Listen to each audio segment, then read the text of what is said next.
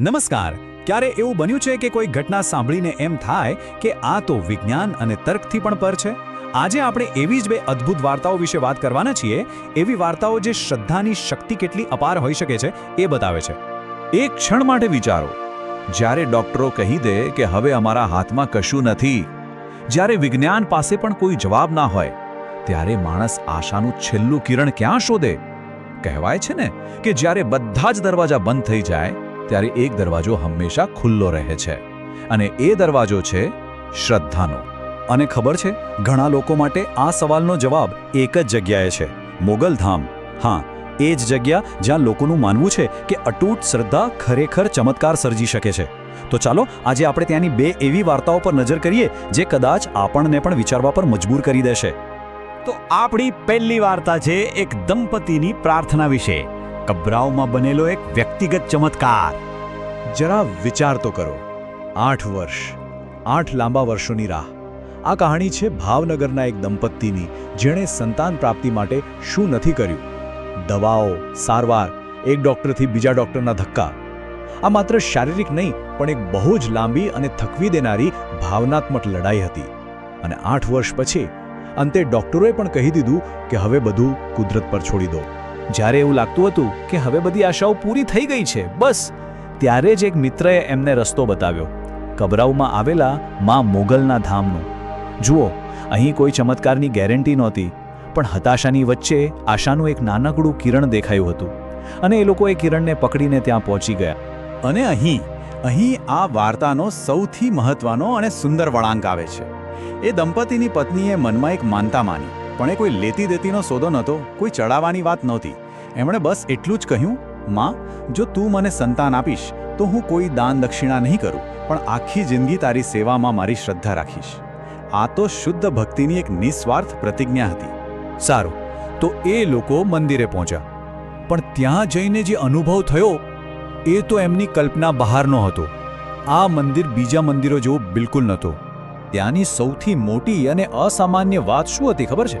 ત્યાં કોઈ પૈસા લેવામાં જ નથી આવતા, કોઈ દાનપેટી નથી, કોઈ રસીદ નથી, કોઈ ચઢાવો નથી લેવાતો. ત્યાં જો કંઈ સ્વીકારવામાં આવતું હોય તો એ છે ફક્ત ભક્તોની શુદ્ધ શ્રદ્ધા. અને આ વાત એ દંપતીના હૃદયને સીધી સ્પર્શી ગઈ. બસ, એમણે કોઈ ખાસ પૂજાપાઠ પણ ન કર્યા, માત્ર માં મોગલનું નામ લઈને શ્રદ્ધાથી માથું નમાવ્યું અને ઘરે પાછા ફર્યા. અને પછી બરાબર એક જ વર્ષની અંદર જે ખુશીની રાહ એ લોકો 8 વર્ષથી જોતા હતા, એ ખુશખબર એમના ઘરે આવી. જુઓ, આજે પણ એ દંપતી બહુ જ નમ્રતાથી કહે છે કે અમે આને કોઈ વૈજ્ઞાનિક પુરાવો નથી કહેતા, અને અમારે સાબિત પણ નથી કરવું, પણ અમારા જીવનમાં જે ચમત્કારિક બદલાવ આવ્યો, અમારા માટે બસ એ જ મા મોગલનો સાચો પરચો હતો. આ એમના માટે કોઈ તર્ક વિતર્કની વાત નથી, આ એમના માટે એમની અંગત શ્રદ્ધાનો જીવંત પુરાવો છે. તો આ તો થઈ એક દંપતીની વ્યક્તિગત શ્રદ્ધાની વાત. પણ હવે આપણે એક પગલું આગળ વધીએ. શું એવું બની શકે કે એક આખું ગામ, જી હા, આખું ગામ માત્ર શ્રદ્ધાના જોરે જ સુરક્ષિત હોય? ચાલો આ અનોખી વાત જાણવા માટે આપણે જઈએ ભગુડા ગામ. ભગુડા ગામની આખી વાત જ અલગ છે. જુઓ, મોટાભાગની જગ્યાએ આપણી સુરક્ષાનો આધાર શું હોય? સારામાં સારા તાળા, એલાર્મ, સીસીટીવી કેમેરા, ખરું ને? પણ ભગુડામાં આ બધા પર નહીં, પણ એમની સહિયારી શ્રદ્ધા પર ભરોસો છે. એમનું માનવું છે કે એમની રક્ષા માં મોગલ પોતે કરે છે. ત્યાંના એક સ્થાનિક વેપારીની વાત સાંભળો. એ કહે છે, અમે રાત્રે દુકાનો તો બંધ કરીએ છીએ, પણ એને તાળા નથી મારતા. અને આ કોઈ ડરના કારણે નથી, પણ અતૂટ વિશ્વાસના કારણે છે. આ એક વ્યક્તિની વાત નથી, આખા ગામની ભાવના આ શબ્દોમાં સમાયેલી છે. આ વિશ્વાસ કોઈ કાયદા કાનૂન પર નથી ટકેલો, પણ પેઢીઓથી ચાલી આવતી પરંપરા અને માં મોગલ પરની શ્રદ્ધા પર ટકેલો છે. અને આ શ્રદ્ધાને લઈને એક વાત ત્યાં વર્ષોથી કહેવાય છે, એક સ્થાનિક દંતકથા જેવી. કહેવાય છે કે એકવાર કોઈ બહારની વ્યક્તિએ આ શ્રદ્ધાને અજમાવવા, કે કહો કે એને અંધશ્રદ્ધા માનીને એક તાળા વગરની દુકાનમાંથી ચોરી કરવાનો પ્રયાસ કર્યો. પણ થયું એવું કે થોડા દિવસોમાં એ જ વ્યક્તિ ગામમાં પાછો આવ્યો અને એણે જાતે જ પોતાની ભૂલ સ્વીકારી અને માફી માંગી. હવે આ વાત તમને કોઈ પોલીસ રિપોર્ટ કે છાપામાં નહીં મળે, આનો કોઈ લેખિત પુરાવો નથી, પણ એની શક્તિ પુરાવામાં છે જ નહીં. એની શક્તિ તો ગામ લોકોની સામૂહિક સ્મૃતિમાં છે, એમના વિશ્વાસમાં છે. આ એવી વાર્તા છે જે પેઢી દર પેઢી એકબીજાને કહેવામાં આવે છે અને એનાથી જ એમનો વિશ્વાસ વધુ મજબૂત બને છે. તો અત્યાર સુધી આપણે બે વાર્તાઓ જોઈ. એક બાજુ એક દંપતીની બહુ જ અંગત શ્રદ્ધા અને બીજી બાજુ એક આખા ગામની સામૂહિક આસ્થા. દેખેતી રીતે બંને વાર્તાઓ અલગ છે, પણ એમને જોડતી એક બહુ જ મજબૂત કડી છે. ચાલો હવે એના પર વાત કરીએ. અને આ બંને વાર્તાઓને સમજવા માટે એક શબ્દ બહુ જ મહત્વનો છે, અને એ શબ્દ છે પરચો. હવે પરચો એટલે શું?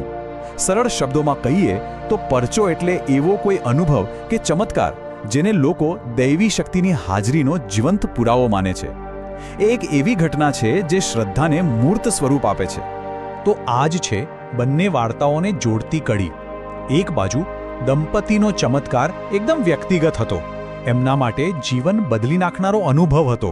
બીજી બાજુ ભગોડા ગામનો ચમત્કાર રોજિંદી અને સામુદાયિક વાસ્તવિકતા છે.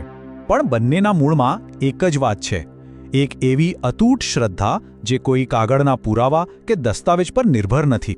ચાલો હવે આખી વાતના સારાંશ તરફ આવીએ, એક અંતિમ વિચાર સાથે. આ બધી વાતોનો સાર એક જ વાક્યમાં છે. ભગોડા ગામના લોકો માટે દુનિયાનું સૌથી મજબૂત તાળું કોઈ લોખંડનું નથી, પણ એમની શ્રદ્ધાનું છે. એમની શ્રદ્ધા જ એમની સુરક્ષા છે, અને શ્રદ્ધા જ એમની સાચી ઓળખ છે. અને અંતે આ વાર્તાઓ આપણને બધાને એક બહુ જ ઊંડા સવાલ પાસે લાવીને ઊભા રાખે છે. આજની આ દુનિયામાં જ્યાં બધું જ ડેટા, તર્ક અને પુરાવા પર ચાલે છે, ત્યાં આવી શુદ્ધ શ્રદ્ધાની ભૂમિકા શું હોઈ શકે? એનું સ્થાન ક્યાં છે? કદાચ આ એવો સવાલ છે જેનો જવાબ આપણે સૌએ પોતપોતાની રીતે શોધવો